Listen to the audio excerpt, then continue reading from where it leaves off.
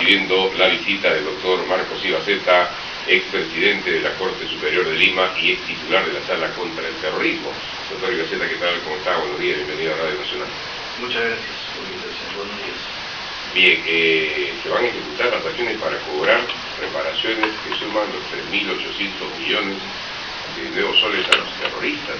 Es increíble la forma como, no solamente en el caso de los terroristas, ¿no?, sino que los condenados por corrupción estén evadiendo también y se burlen de la justicia, como el caso de ahora poco nomás del señor Curi, que se ha comprometido a pagar 400 soles mensuales de más de medio millón que debe al Estado, ¿no? Y hemos visto también el caso de este señor Crespo, que defiende a Abimael Guzmán, su reparación civil hasta la actualidad, después de salir de la cárcel, solamente ha pagado 40 soles y en dos partes. ¿Cómo se puede permitir? Y en el caso emblemático de la congresista Susana Díaz, que bueno, ella no es política, pues no tiene las artes y las mañas de los políticos, y ella se ha cumplido con pagar porque a cada rato la presionaba que le iban a embargar, y ella es la que ha cumplido con la justicia. Y los grandes sinvergüenzas, que deben mucho más, deben millones, y tienen capacidad económica para hacerlo, no lo hacen, doctor. ¿Qué pasa? Bueno, hay que analizar primero la actividad del Estado. El Estado no ha fijado bien, cuando hablo del Estado hablo de los gobiernos de turno, no ha fijado bien que el objetivo es perseguir el delito y que en todos los casos se tiene que actuar de la misma manera para hacer que alguien sea sancionado si cometió el delito, pero a la vez que repare el daño. La reparación del daño tiene naturaleza civil, ¿no? Como parte del cumplimiento de su castigo, ¿no? Así es, porque con el delito ha dañado a un bien. Entonces puede haber lo que conocemos nosotros como lucro cesante, algo que se dejó de ganar, daño emergente, el patrimonio disminuido, el daño moral, las angustias, el desprestigio, etcétera, etcétera. Y a veces la lesión cohibiría, ¿no? Como que el que va a ser pianista y le cortan los 4 dedos, ¿no? Entonces hay que cuantificar ese daño, por eso es que existe la reparación civil junto a la pena de prisión o a la pena que se impone. Entonces, el proceso penal tiene como finalidad la punición, pero accesoriamente tiene que resarcir el daño y eso es de naturaleza civil. Por eso es que por deudas no hay prisión. Es el principio constitucional.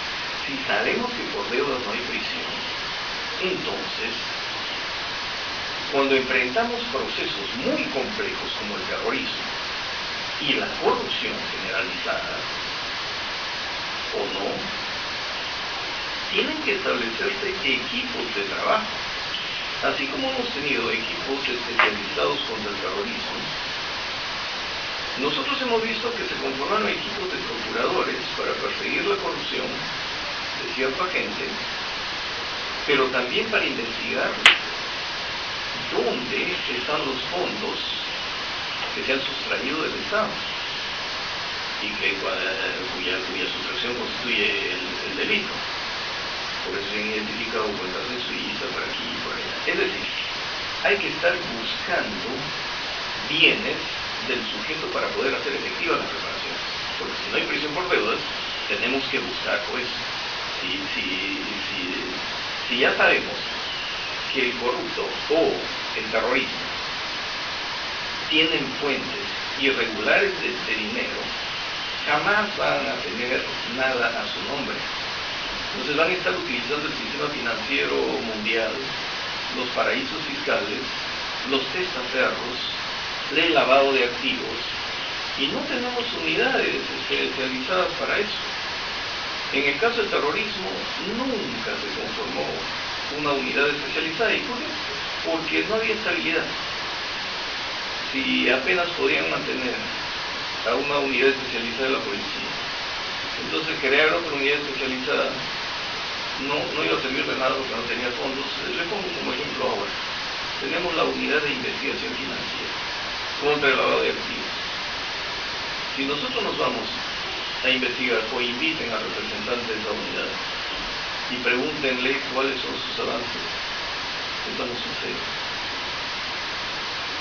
Entonces, de ubicar los fondos del MRTA, ubicar los fondos de Sendero Luminoso, porque no son los fondos de Abimael, no son los fondos de Polaino. ¿Cómo están distribuidos? ¿Dónde están? ¿Qué claves tienen? ¿Cómo se ha diluido o no se ha diluido? Eso tiene que ser trabajo de unidad especializada. Y el Estado está actuando a ciegas. El procurador está buscando inmuebles a nombre de Abimael Guzmán, de su señora. Pero eso es el repaseo. Cuando nosotros sabemos que el narcotráfico dio ingentes cantidades de dinero, los secuestros del MRTA le dieron muchos millones de dólares y no hemos investigado dónde está ese dinero. Por lo tanto, estas organizaciones, si se reagrupan, tienen financiamiento asegurado. Esa investigación ha debido hacerse hace tiempo, o sea, esto es algo que se viene arrastrando de otros gobiernos en todo caso. No se ha hecho nada en absoluto por cobrar estas reparaciones en todo caso. Y lo que hace en estos momentos el procurador Arbizu, en todo caso, es lo que tiene de primera mano para por lo menos pellizcarles algo de lo que tienen que pagar, ¿no? Sí, pues, pero tampoco se puede actuar arbitrariamente. No porque esté en un lugar yo voy y me saco todas las cosas que hay en ese lugar. Hay una arbitrariedad en el acto que tuvo el procurador Arbizu de embargar los bienes del señor Puig. De solicitar que se afecten los bienes de la casa donde él estaba sin averiguar primero de quién es la casa, con quién estaba y a nombre de quién están los bienes. Entonces no podemos ir a ciegas. Cuando le hablo de una unidad especializada es porque se quiere establecer perfectamente la relación entre sujeto y bien, porque nos vamos a meter a afectar bienes de terceros. Ahora, si sospechamos que el tercero tiene dinero del condenado, entonces investiguemos al tercero, pero no vayamos a ciegas cuando formalmente todo está a su nombre. Hay acciones civiles que nos permitirían anular todo tipo de transferencias de identidad o de simulaciones cuando el tercero se presta a eso. Usted dijo hace un rato, y eso es cierto, ¿no?, de que ninguno de estos tipos van a tener nada a su nombre. Obviamente que está en paraísos fiscales o está a nombre de terceros o de su propia familia. ¿Cómo llegamos a ese dinero? Pero para eso hay que investigar. Fíjense que el Estado ha tenido que, para luchar contra el lavado de activos, que crear una unidad de investigación financiera, pero no le da el apoyo. No sentimos, no conocemos nada de su actividad. Y cada día el lavado de dinero en el país es más grande. Cada día el narcotráfico produce más.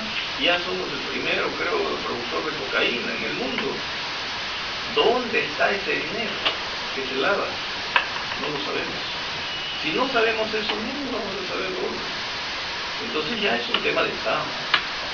Es un tema de Estado donde no podemos estar creyendo que el procurador Arbizu o el procurador de terrorismo lo van a solucionar. No, esto es más complejo, mucho más complejo.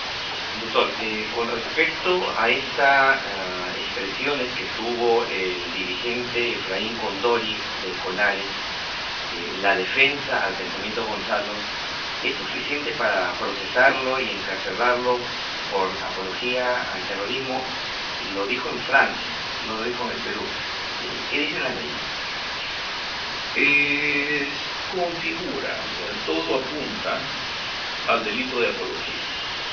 Porque Sendero ha sabido moverse muy bien luego que obtiene su victoria política y la liberación de casi todos sus veteranos. Infiltra la sociedad, moviliza, pero ahora nos está demostrando que también ha infiltrado a todos los gremios más importantes y su fuerza mayor está en el SUTEP.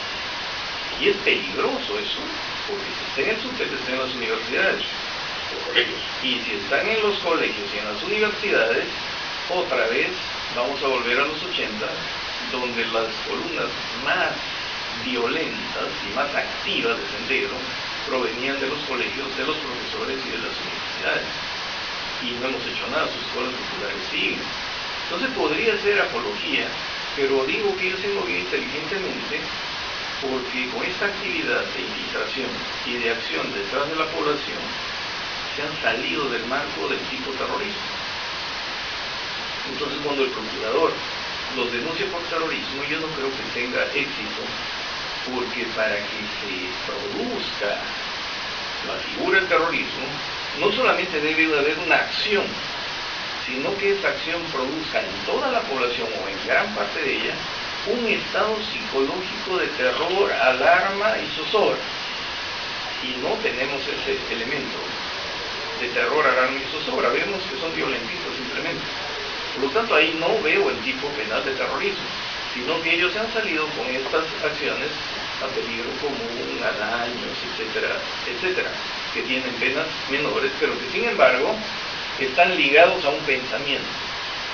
Entonces, puede haber delito de apología, pero lo que más nos debe interesar es que si tienen el vínculo con ese pensamiento, quiere decir que van a actuar hacia ese pensamiento para el cual, salvo el poder, todo es ilusión, y van a querer llegar al poder por esa vía, y si se sienten muy fuertes, que no nos extrañe que empiecen a ver...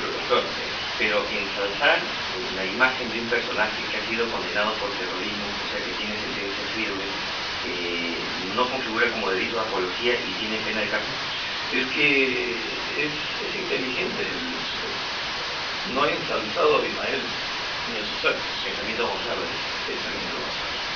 Entonces, si usted lo percibe, va a decir, pero yo soy libre de tener ideas. De tener mis ideas y nada más. Entonces, ahí viene el tema. ¿Cómo se manejan derechos fundamentales en función de actitudes? O sea, si se le encontrara, digamos, una declaración, una presentación en donde él haga alusión directamente al propio Abimael Guzmán, y reivindique la trayectoria de Abimael Guzmán, ahí sí podría ser. Y en el caso que lo hiciera en el extranjero, es incluso pérdida de nacionalidad, según la ley. Pero claro, pero hay que establecer el nexo causal y que se dé el tipo penal. Ellos saben muy bien, lo que nunca Platero Sendero es su aparato legal, es muy sólido. Y eso es lo peligroso, justamente, lo que ellos han venido almacenando durante todo este tiempo, hasta la caída de Abimael o de Polay, ¿no es cierto? Están incluso en una nueva etapa de lo que es la penetración dentro de las entidades del Estado, organizaciones públicas, etcétera, para desde ahí empezar a petardar al Estado. El Movadez es una clara demostración de ello. El CONARE, que está queriendo asaltar el SUTEP, es otra. Entonces, esto es lo peligroso, como dijo usted hace un rato. Si está en el SUTEP, está en los colegios y está en las universidades. El Movadez ya fue una demostración de fuerza. En este caso, por ejemplo, Crespo no estaría incurriendo en apología del terrorismo. Cuando incursionó en la Católica y empezó a lanzar vivas a favor de Abimael Guzmán. Habría que buscar otros elementos que completen la figura. Puede vivar a Abimael Guzmán. O sea, sigue siendo difícil, entonces legalmente. Sigue siendo difícil. Por eso es que nosotros pedimos que el gobierno ya nombre una comisión de expertos que se pongan a estudiar este nuevo escenario para darle un marco jurídico, porque de lo contrario ellos están dentro de la reserva penal. Cualquier error podría llevarlos a ellos a digamos, interponer su queja ante organismos internacionales, que les podrían prestar oído conociendo la tendencia que tienen estos organismos. Porque hay un principio, ¿no? Sí. Ninguna ley que restringe derechos se aplica por analogía, es porque es parecido, porque ha pertenecido, no sucede. Tiene que estar expresamente previsto en la norma la restricción de derechos, el libre albedrío es la regla, y con el libre albedrío tenemos derecho a pensar como nos dé la gana, a tomar la ideología de quien nos dé la gana. El asunto es cómo actuamos.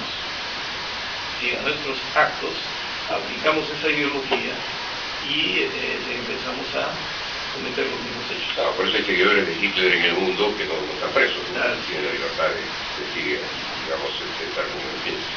Ahora, doctor, ¿hay las condiciones en los sindicatos, en los gremios laborales del país, para que los dirigentes pro Sendero puedan infiltrarse, como ocurrió, por ejemplo, cuando Serpa Cartolini se pudo infiltrar en un movimiento sindical? Mire, las condiciones no son las mismas que hace años para nosotros, pero para las nuevas generaciones ese es su cero y siempre va a haber pobreza. Salir de la pobreza es muy difícil, pero nunca vamos a eliminar la pobreza. Por lo tanto, la nueva generación se encuentra con una situación, cuando nosotros decimos, nosotros hemos vivido, eso lo has vivido tú, pues, pero yo siento que esto es injusto. Y a ese sentimiento de la nueva generación, y a eso han apostado ellos. Yo tenía conversaciones hace 15 años con ellos. Ellos apostaron, la nueva generación no va a saber nada de eso. Y otra vez lo vamos a capturar porque las condiciones en el Perú siempre van a estar allí. Ellos llaman, bueno, no sé cómo lo llaman ya, pero una nueva generación no sabe del pasado y se enfrenta a sucesos. Siempre va a haber injusticia, siempre va a haber pobreza, siempre va a haber prepotencia. Ese es un mal que padecemos los peruanos, ¿no? Que no dejamos el legado de la historia a nuestros hijos para que sepan qué fue lo que pasó, porque, y esto se dio, por ejemplo, en las últimas elecciones que dieron como ganador al candidato Alan García, que un gobierno desastroso vuelve, después de 10 años que prescribió todos sus delitos y vuelve a ser presidente de la República, por el voto de los jóvenes justamente, ¿no? Así es, los jóvenes no logran entender. Y a veces siempre estamos entre el mal menor, no me gusta utilizar la palabra, no, mal menor, pero todavía tenemos muchos resentimientos entre peruanos. Y el Estado siempre tiene agentes que agreden, entonces la población se aleja del Estado. Doctor, ¿cuál es la lección que ha dejado para el Perú lo que ocurrió primero en Tarata, que fue el terrorismo de Sendero Luminoso, pero también luego ocurrió el secuestro de alumnos de la Ranchita, que de alguna manera configuró como un terrorismo de Estado en esa época? ¿Cuál es la lección ya viendo en perspectiva de todos ellos? Yo diría, primero que Sendero inició una guerra sumamente cruel. Asesinaba campesinos rompiendo las cabezas de piedra.